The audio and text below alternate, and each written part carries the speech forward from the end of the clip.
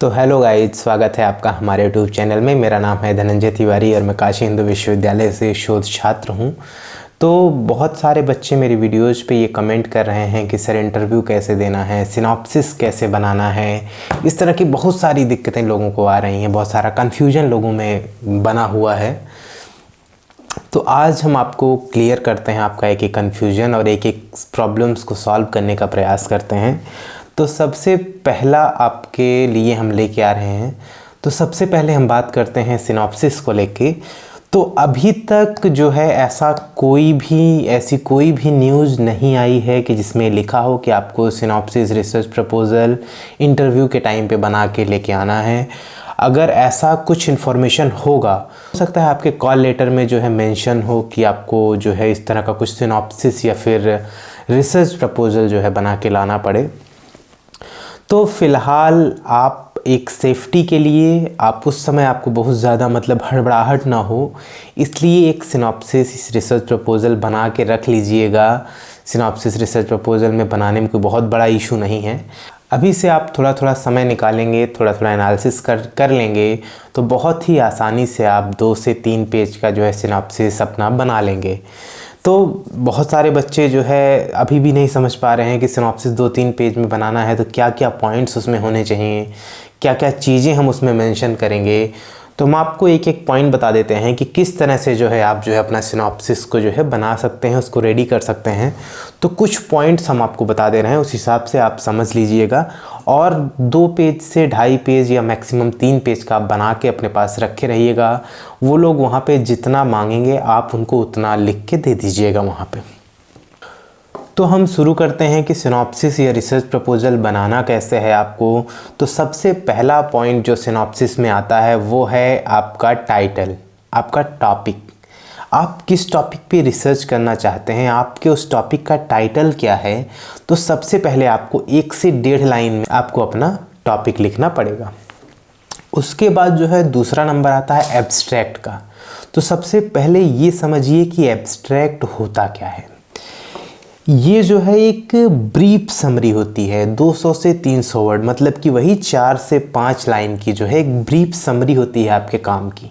तो a brief summary of your research proposal highlighting the key problems, objectives, methodology and expected outcomes. तो इन सब चीज़ों का जो है आपको एक एब्स्ट्रैक्ट 4 से 5 लाइन में कॉम्पैक्ट जो है बनाना पड़ेगा।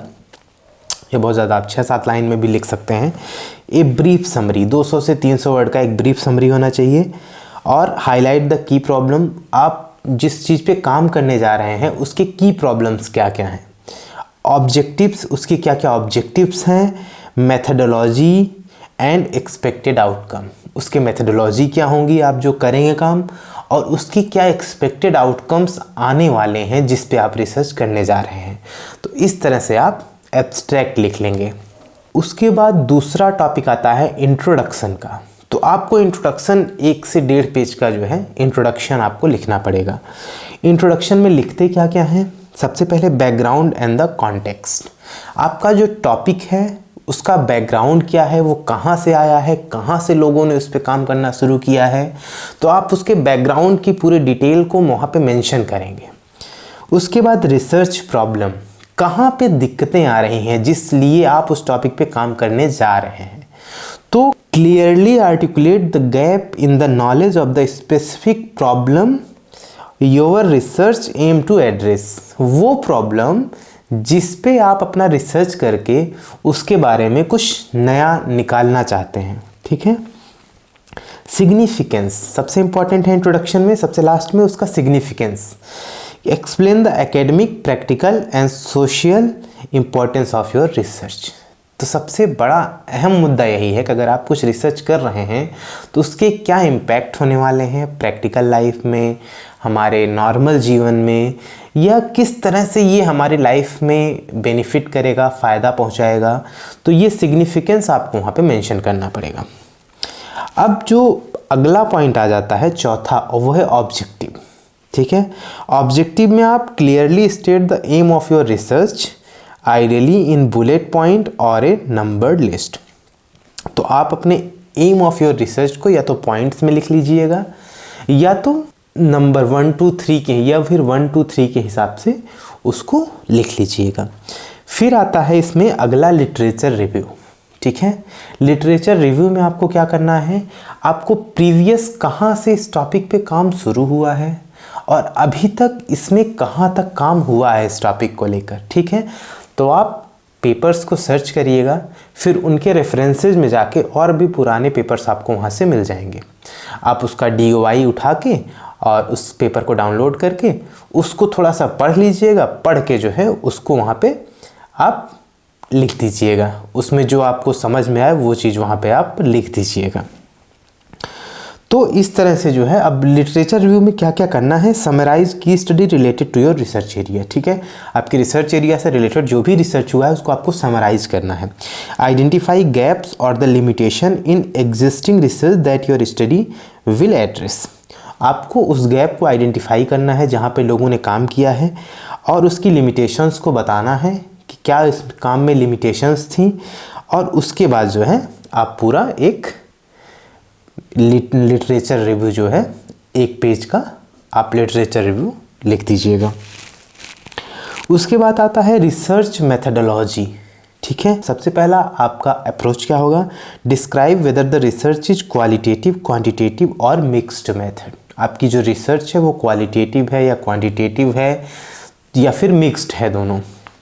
मेथड्स, डिटेल टेक्निक्स, अगर आप साइंस से हैं तो आप उसके सारे टेक्निक्स को, सारे कैरेक्टराइजेशंस को बताएंगे कि क्या क्या टेक्निक्स आप यूज करेंगे उस चीज़ को करने में।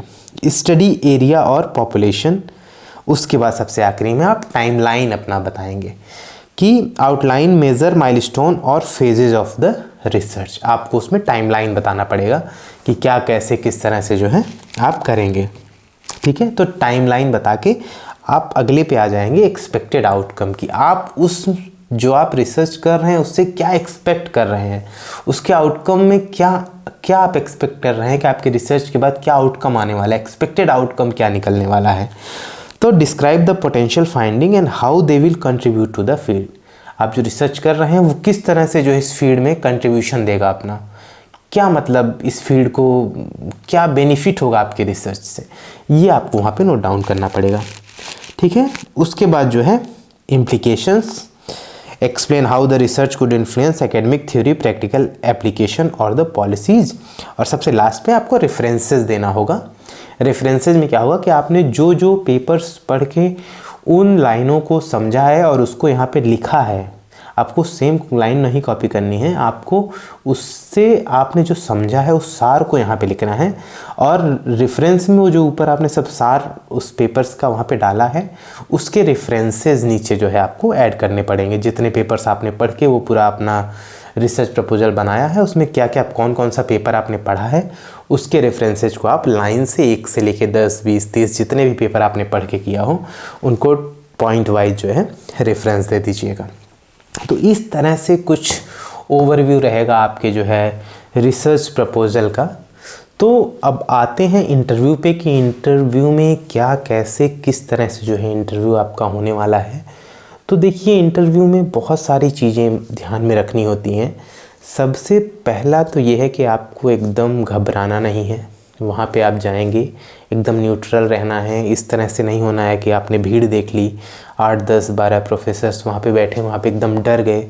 तो आपको एकदम इस चीज़ को समझ के जाना है कि वहाँ पे हमको एकदम कूल रहना है। आपको एकदम हड़बड़ा के आंसर नहीं करना है। ऐसा ना हो कि आपको पसीने छूटने लग रहे हैं वहाँ पे। तो थोड़ा सा चीज़ों की जो है प्रैक्टिस करके वहाँ पे जाइएगा। बहुत सारे लोग ये कह रहे हैं कि हमको हिंदी में जो है इंटरव्यू देना होगा या इंग्लिश में देना होगा, ऐसा कुछ कंपलसरी तो नहीं है। तो जी बिल्कुल नहीं। भाषा जो है वो आपकी बातों को दूसरों तक पहुँचाने का सिर्फ एक माध्यम मात्र है। तो यदि सामने वाला इंटरेस्टेड होगा आपके नॉलेज में तो उसे आपके लैंग्वेज से कोई फ़र्क नहीं पड़ने वाला है। आप अगर हिंदी में अपनी बात को अच्छे से उनको समझा सकते हैं तो आप जो है हिंदी में समझा दीजिए। अगर आप जो है इंग्लिश में अपनी बात को अच्छे से उनके सामने रख पाते हैं तो आप जो है इंग्लिश में अपनी बात को उनके सामने जो है रख दीजिएगा। उसमें कोई बहुत बड़ी समस्या वाली बात नहीं है।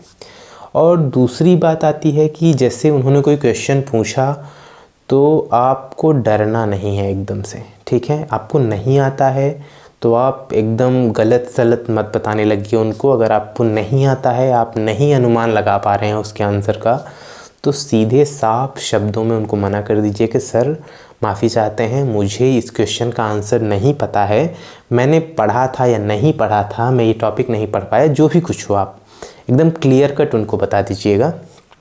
तो हो सकता है कि वो आपसे किसी अलग टॉपिक पे क्वेश्चन करें और हो सकता है आपको वो आता हो। ऐसा भी होगा कि वो जिस टॉपिक से आपसे क्वेश्चन पूछेंगे, हो सकता है आपको वो टॉपिक्स ना आते हों।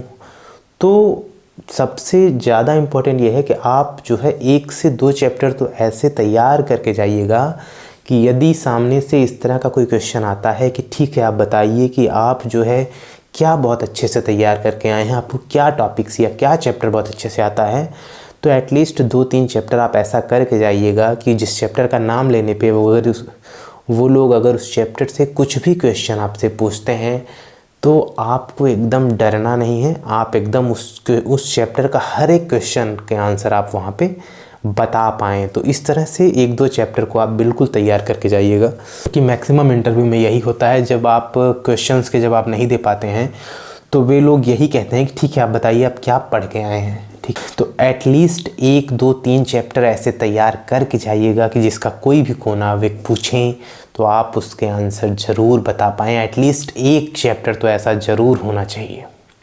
ठीक, और एक बात जान लीजिए कि 15 मिनट के इंटरव्यू में वो आपका नॉलेज नहीं जान सकते हैं, तो एकदम डरने की ज़रूरत नहीं है। आप अपना कॉन्फिडेंस आपको बना के रखना है, आपकी बातों में घबराहट नहीं दिखनी चाहिए, एकदम निडरता के साथ। तो वहाँ पे कोई अभद्रता नहीं करनी है आपको एकदम निडर रहना है। सबके सवालों को सबसे पहले शांति से सुनिए, उनके क्वेश्चंस को ख़त्म होने दीजिए, उसके बाद आप 2-4 सेकंड का समय लीजिए और अच्छे से सोच समझ के उस क्वेश्चंस का आंसर देना शुरू करिए। और इंटरव्यू का सबसे मेन इम्पॉर्टेंट पॉइंट जो है ये है कि कहीं आप आंसर देते समय ऐसे किसी वर्ड का या ऐसे किसी टॉपिक का नाम न ले दें जिस टॉपिक या जिस वर्ड के बारे में आपको नॉलेज ना हो, उस वर्ड के इतिहास या उस वर्ड का क्या मतलब होता है, उस वर्ड का क्या रिलेशन है चीज़ों से, ये सब अगर आपको नहीं पता है तो ऐसे वर्ड्स, ऐसे टॉपिक का नाम आपको एकदम उस इंटरव्यू में नहीं लेना है। नहीं तो सामने वाला टीचर सीधे उसी टॉपिक पे आ जाएगा कि अच्छा आप ये बोल रहे हैं तो इसके बारे में आप थोड़ा बताइए, तो आपका इंटरव्यू वहाँ से गड़बड़ हो जाएगा और आप बहुत ही ज़्यादा डर जाएंगे उसके बाद। तो इंटरव्यू जो होता है उसको आप चाहें तो वो पूरा माइंड गेम होता है। अगर आप चाहें तो उस इंटरव्यू को अपने तरीके से लेके आगे बढ़ सकते हैं, सामने वाले से वही क्वेश्चन पूछने पर मजबूर कर सकते हैं जो आप चाहते हैं। जैसे कि उन्होंने आपसे कोई क्वेश्चन पूछा तो उस क्वेश्चन में आप किसी क्वेश्चन का आंसर देते हुए आप किसी ऐसे वर्ड का यूज़ कर लीजिए कि जिसके बारे में आपको अच्छे से नॉलेज हो, तो ज़्यादा चांसेस यही हैं कि वो आपके आंसर से ही क्वेश्चन उठाएंगे। तो अगर वो उस टॉपिक का क्वेश्चन पूछते हैं तो अगला आंसर देते समय आप जो है उससे रिलेट कोई ऐसा टॉपिक का नाम ले दीजिए, मतलब इन आंसर में जिसके बारे में आपको फिर से पता हो, तो फिर वो आपके आंसर से ही उस क्वेश्चन को निकाल के आपसे पूछ लेंगे। तो इस तरह से जो है आप पूरे इंटरव्यू को अपने हिसाब से मैनेज कर सकते हैं। और यदि आपने ऐसे किसी वर्ड, ऐसे किसी टॉपिक का नाम वहाँ पे ले दिया जिसके बारे में आपको नहीं नॉलेज है, आप जान लीजिए कि आपका इंटरव्यू एकदम ख़राब जाने वाला है। इस तरह की गलती आपको अपने इंटरव्यू में एकदम नहीं करनी चाहिए। और किसी ने बहुत सही लिखा है कि जब नाव जल में छोड़ दी, तूफ़ान में ही मोड़ दी, दे दी चुनौती सिंध को, फिर धार क्या मझधार क्या। अब जब फॉर्म भर ही दिया, इंटरव्यू देना ही है, तो फिर डरना कैसा। या तो सिलेक्शन होगा या तो नहीं होगा। आप अपना पूरा प्रयास वहाँ पे करिए कि अपना बेस्ट दीजिए, बिल्कुल डरिए नहीं। हिंदी, इंग्लिश, आपको जो भी आ रहा है आप उसमें सही जवाब देने का प्रयास करिए, गलत जवाब मत दीजिए। ठीक है, ऐसे टॉपिक का नाम मत लीजिए जिसके बारे में आपको नहीं पता है। और बिल्कुल इस तरह से अगर आप इंटरव्यू देंगे तो हम बिल्कुल कह रहे हैं कि आपका इंटरव्यू अच्छा जाएगा और आप अच्छे नंबर पाके आप जो है अच्छा नंबर लेंगे। आप इस तरह से इंटरव्यू देके आप बहुत ही अच्छा नंबर पा जाएंगे और आपके सिलेक्शन होने के चांसेस भी बढ़ जाएंगे। तो ये रहा टोटल ओवरव्यू इंटरव्यू का, सिनॉप्सिस का। अगर आपको इन दोनों चीज़ों से रिलेटेड और भी कोई समस्या समझ में आती है तो आप बिल्कुल कमेंट बॉक्स में कमेंट कर दीजिएगा और हमारे चैनल को लाइक, सब्सक्राइब, शेयर ज़रूर कर दीजिएगा ताकि हम आपके लिए इसी तरह से और भी बेहतर से बेहतर कंटेंट बना के आप तक पहुंचा सकें, जो कि आपके इन फ्यूचर भविष्य में बहुत मदद करे, आपका भविष्य उज्जवल हो, ऐसी मेरी मनोकामना है।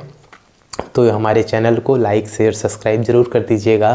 तो मिलते हैं आपसे अगले वीडियो में। इस वीडियो में फ़िलहाल इतना ही। हर हर महादेव।